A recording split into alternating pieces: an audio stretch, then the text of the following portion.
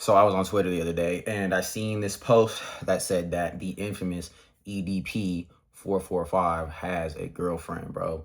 And it just made me really think, like, how many guys out there, especially dudes that may be following my page or whatever, that need advice with life and stuff like that, have struggled to find a girl. Like, it's actually so crazy. It's a lot of dudes out here that's average looking, whatever, and they don't have a girlfriend. They struggle to find a girlfriend. But EDP is out here. EDP got more motion than you. And it's actually such a crazy thought to think about, because if you don't know who EDP is, he's literally bottom of the barrel, brother. Like, you can't get worse than that. Like, think about everything he's done. Think about what he looks like. I mean, look at all that, bro. Like, there's nothing worse than EDP. And this made me realize two different things, right? Because I scrolled through the comments and it was literally what I expected. A bunch of dudes saying like, yo, what am I doing wrong, for real? And this is what it is, bro. All right.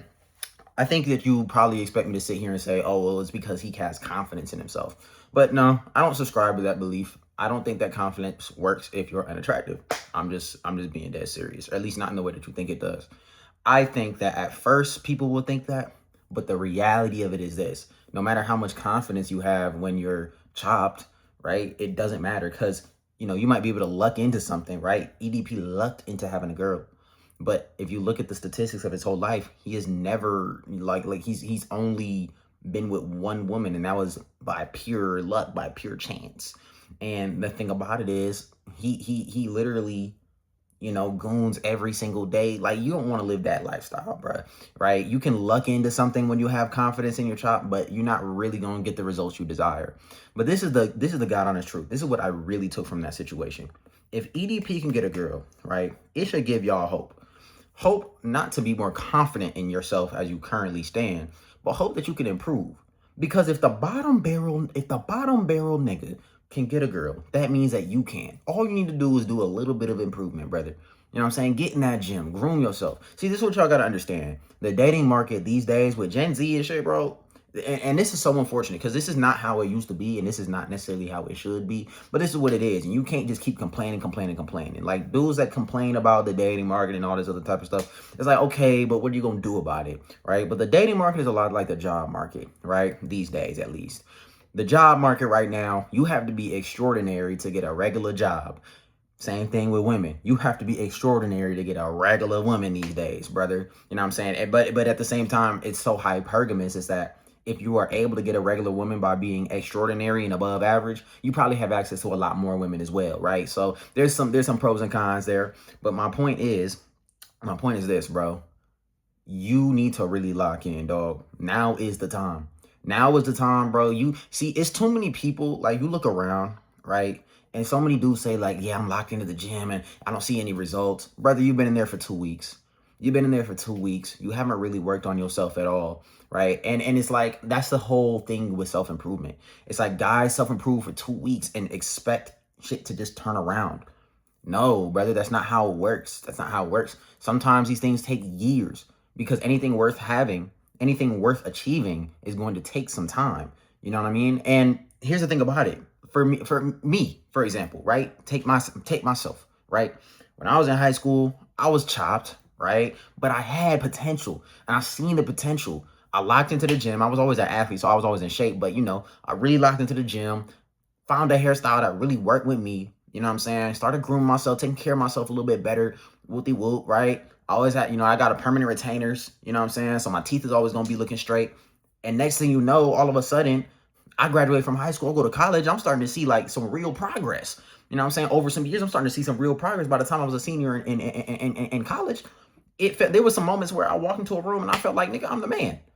You feel me? And the thing about it is, you can achieve this as well. This is definitely achievable. See, the problem is that too many people are black pilled these days, but like overly black pilled, to where they think like it's genetic determinism. They think that, oh, just because I'm chopped right now, it's actually genuinely over for me. There's absolutely no hope. And the thing about it is, like, who wants to live life like that? There's too many people on the internet that think that way. There's no hope for me. Oh, I'm so sad. I'm so sorry. Brother, have some balls. Where's your testosterone at?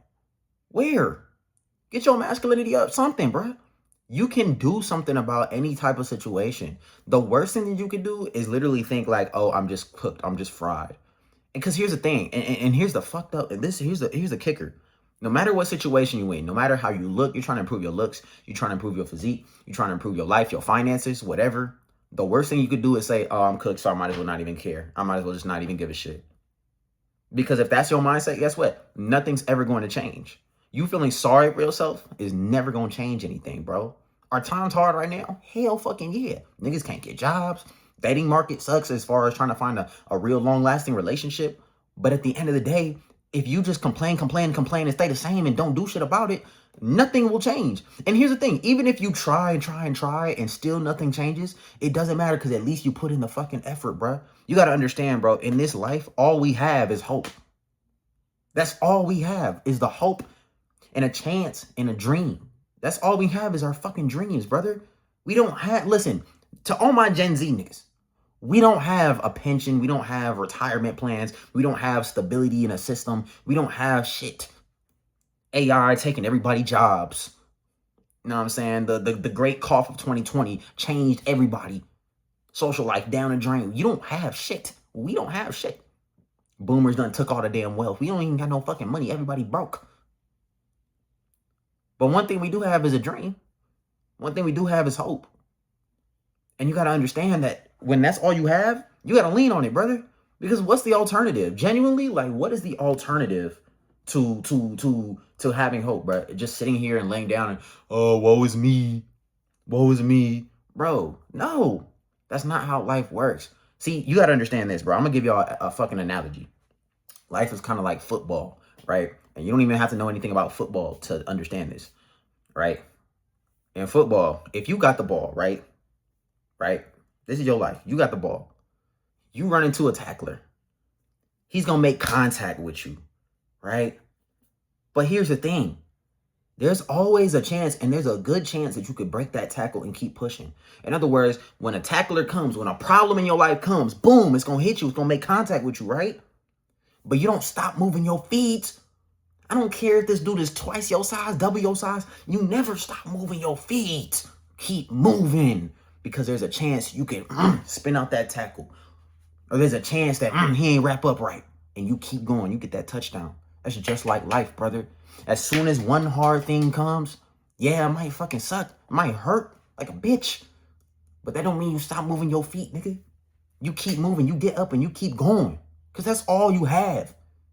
That's all you have. When you play football and you have that ball, all you have is a hope and a dream. It's 11 niggas out there trying to kill you, take your head off. Trying to, boom, hit stick you and put you on a highlight tape. But here's the thing about it. Here's the thing about it. You got to hold on to that dream. Hold on to that hope. Always keep your head in the game. Right? And so that's what that really told me. What that told me was, for all y'all that's like, damn, I can't find a girlfriend. I can't get a girl. Bro, keep your head up and keep improving, bro. And I'm not going to sit here and promise you shit. I'm not going to sit here and be like, yeah, if you keep improving, eventually you're going to get a girlfriend. I'm not going to promise you that. You could die alone, bro. Accept that. You could die alone. But the last thing you want to do is say, oh, well, and just be apathetic towards it. Is that the right word? Apathetic? Just not caring at all? Because when you do that, now all hope is lost. How do you think niggas become corporate American slaves? They just lose hope and rely on some system that is damn near worse than the fucking prison system. Shit.